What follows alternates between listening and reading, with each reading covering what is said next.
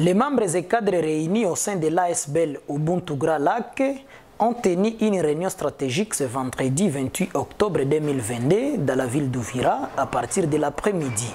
À en croire M. Mapenzi Manyebwa, coordonnateur de cette structure membre de la société civile, celui-ci indique que ces cadres concernaient une discussion sur les stratégies à mettre en place pour le démarrage de l'ère ASBEL. L'Assemblée générale d'aujourd'hui, c'était question de discuter sur les stratégies à mettre en place pour le démarrage de notre structure dénommée Ubuntu Grand Lac. Donc nous avons essayé d'inviter certains cadres et aussi les intellectuels d'Imilié en vue de discuter avec eux pour voir à quel niveau nous allons réagir et les mécanismes que nous allons mettre en place pour démarrer avec succès la structure que nous avons appelée Ubuntu Grand Lac. La vision d'Ubuntu Grand Lac, c'est informer, former et encadrer les communautés en vue de faire régner la paix et le développement dans la région des Grands Lacs. Normalement, la problématique, c'est d'abord les conflits entre les communautés, mais aussi les violences qui sont chroniques dans la région du Grand Lac. Aujourd'hui, nous savons tous la tension qui est entre les Rwandais et la RDC, la guerre, mais aussi les conflits post-électoraux qui sont en RDC depuis le début de la guerre de l'AFDEL, mais aussi au Rwanda, même au Burundi. Alors, cette problématique nous a amené à créer une structure pour amener ces trois communautés au niveau national et régional à vivre en cohabitation, mais à promouvoir un développement régional. Les facteurs sont nombreux parce qu'il y a d'abord les facteurs économiques. Le fait de dire que la RDC est très riche sur le plan ressources minières, cela amène aux voisins de convoiter la RDC, un État utilisé par les grandes puissances mondiales.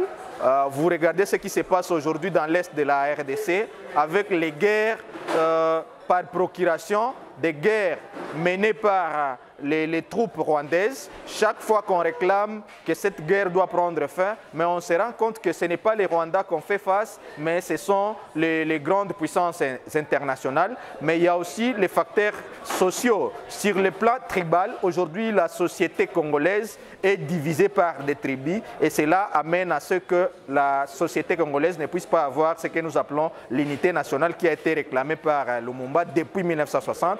Mais aujourd'hui, on a difficulté d'avoir une conscience nationale. Parmi les pistes de sortie, nous avons songé de mettre ensemble un projet que nous avons dénommé Université communautaire d'Uvira au niveau local. Commencer d'abord à éduquer la population congolaise qui nous sommes, qui nous étions et ce que nous sommes devenus. Parce qu'aujourd'hui, la population congolaise est divisée, la région du Grand Lac est saucissonnée, les peuples ne s'attendent plus.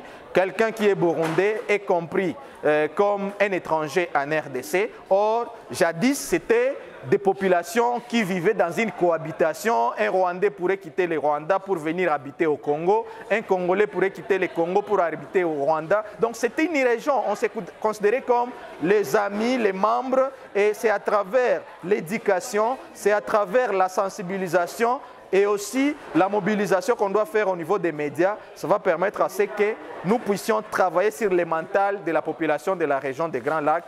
À partir de ce changement de mentalité, on aura d'autres projets dynamiques qu'on doit mettre ensemble sur le plan économique, culturel, pour lutter contre les violences, mais les conflits aussi intercommunautaires dans la région des Grands Lacs. Pour la population d'Uvira, nous les demandons de venir nous accompagner et de travailler en commun parce que nous avons comme philosophie Ubuntu et Ubuntu veut dire je suis parce que nous sommes. Donc nous travaillons sur base des principes de fraternité, d'unité et c'est à travers cette union sur le plan économique, sur le plan culturel, social qu'on doit faire en sorte que nous fondions une autre société sur base des valeurs communautaires et humanitaires. Donc nous demandons à la population d'Uvira de comprendre que il y a une nouvelle structure qui débute avec de nouvelles ambitions, de nouvelles visions. Ensemble, nous pourrons quand même contribuer au changement des mentalités, mais aussi faire régner une paix durable. Uvira News TV, multimédia service kwa ajili yako.